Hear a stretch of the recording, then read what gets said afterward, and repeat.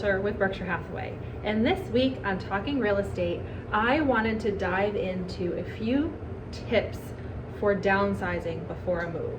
Now, I know that we're going into the winter months, and in New England we all like to hunker down and be cozy, and going out after 5 o'clock when it's dark isn't really exciting. So sometimes if you plan ahead and you're thinking about making a move in 2024, my advice is to start doing little projects now so that when it comes time to make that move, you are ready and it's not overwhelming and you're feeling prepared to take on the process. So some of those things you can take on now in little pieces, particularly as you decorate for the holidays and then you clean up for the holidays. You can kind of purge as you go, and that'll help with the process in the long run. So the 5 tips that I have for you when it comes to getting ready to make a downsize in your home. The first is to donate the easy items first. Just like any project, you oftentimes need to get some momentum. You need to be able to check a couple of boxes so you feel good about the process.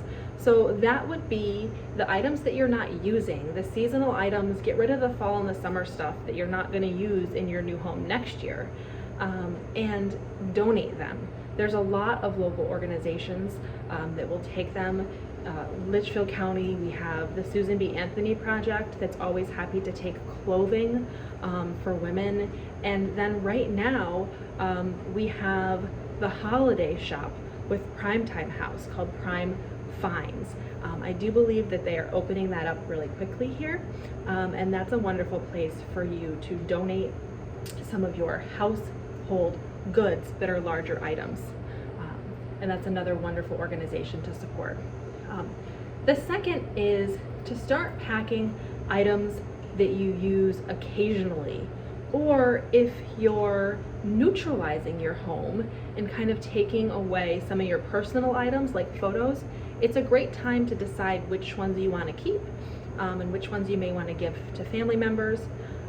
But that kind of brings me to a third tip, is that a lot of times the photographs go digital. There are some great photo frames out there that you can use to have the opportunity to see more of your family and your friends and your memories that take up a lot less space. So that's a big tip with documents. Save everything and go digital.